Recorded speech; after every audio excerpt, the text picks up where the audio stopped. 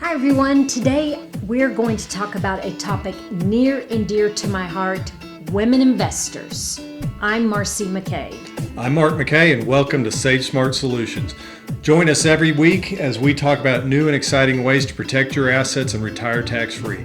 But today we're going to talk about women in investing. Now, there are 3 out of 4 advisors are men, so it's a tricky situation out there. Regardless of where you are in life. Well, and just over the years, Mark and I have been married since 1990. He has been the financial services, all different sides of the financial services industry since 1990. So we've seen everything, not just professionally, but personally. I have girlfriends who didn't know how to budget. I have friends whose husbands have died. They didn't have a will. Maybe the will still had everything left to the ex-wife. And single moms. Divorce is most often devastating for women. So, Well, it is. I don't know if I'm having hot flashes. But a lot of times when you're making these decisions, it's due to a crisis situation. Now, That being said, I also have worked with some very powerful business owners, doctors, lawyers, that type of thing, who are women that face that same kind of challenge, right. That it is so ingrained that the guy with the blue blazer and the tie and the Waterford crystal and the picture of him shaking hands with the president, we just do what he says. Right. We learn anytime things get rocky in the environment, in the economy, those guys don't really know that much. But right.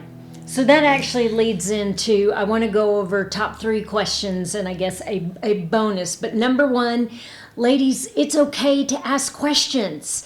I know many of us were raised to be nice girls or good girls and you don't want to rock the boat. But this person, whether he is male or female, if you're considering handing or giving them access to your money, you have every right to ask them questions because they don't have a job without you otherwise. We're trained to avoid, and I say we, younger people more so than us, to avoid awkward situations. That's hard conversations. You know what? This guy's going to make a lot of money off of you. If he does his job right, you're going to make a lot of money because of him. Or her. Right. It's important to ask questions. Situation. So I think more so than the specifics of the actual questions, it's you have the empowerment to ask whatever you want. Right. And it's not just with your financial advisor, but the guy with the blue blazer and the Lexus and the Waterford doesn't have the right to dismiss your questions. And even though this isn't, it's still a money matter. Tell them the story about our daughter Mason going to the oil change place. Well, I think that is a mindset, and it's not necessarily a male-female. Some of it's generational, and some of these principles apply to any time there's a power imbalance. Whether I've sat there with some very strong men and watched other men taking advantage of them because they knew they wouldn't get caught. And it just...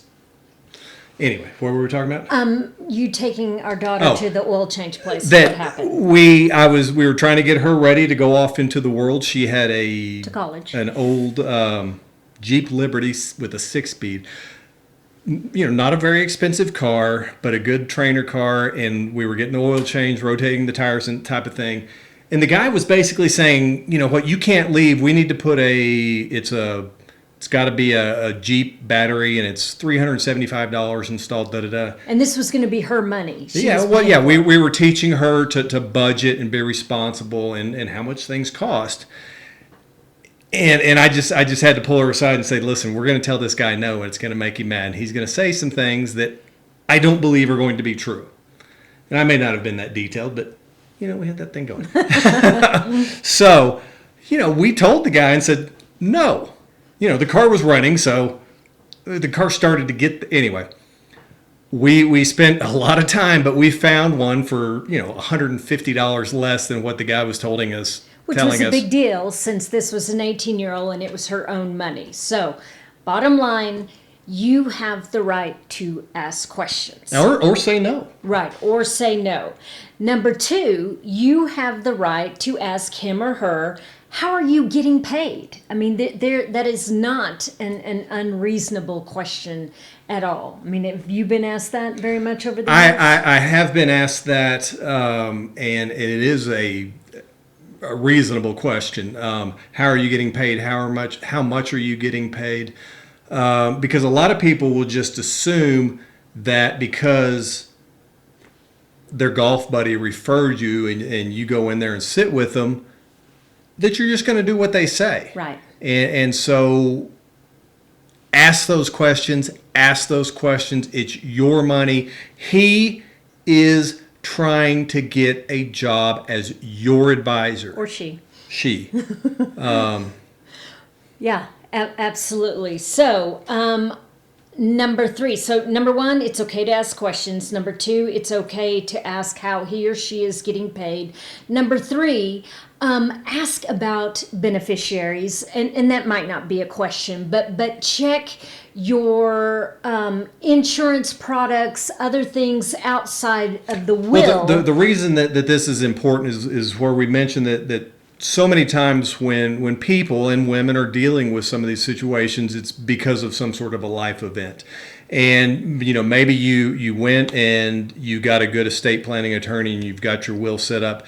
Make sure that your IRA, your annuities, your insurance policies, that the beneficiaries on there match up with what you want on your will. What you have on your will, because depending on how you set it up, it'll go outside of probate. And a will doesn't really mean anything until the estate's been probated, until the will's been probated.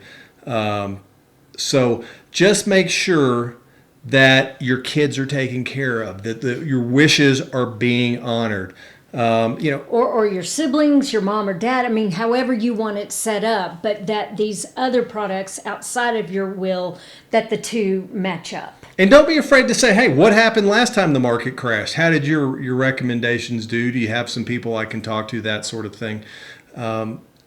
It is your money. Yeah. Ask him what the exit strategy. I realize we've thrown in no, that's okay. tons of bonus questions. But when you say the exit strategy of what? If I write a check today, how is that going to turn into income to me? Or what is the plan for that asset 10 years from now? What is the plan for that asset 15 years from now? How is it going to pay for my kids' college education? How is it going to pay for their wedding? How is it going to pay for my retirement? Don't just go into it because he's got some pretty spreadsheets and charts that show you that it's got a beta and an alpha and a whatever. But the bootstrap Monte Carlo simulation says that you've only got a 32% chance you're going to run out of money in retirement following his plan. If he was your pilot, would you take those odds? Yeah. Anyway. Yeah. So, number one, it's okay to ask questions. Number two, it's okay to ask specifically how he or she will get paid. Number three, about the beneficiaries. Number four is a bonus. And this is a question for you to ask yourself. Do I want to work with this person? Do I respect this person?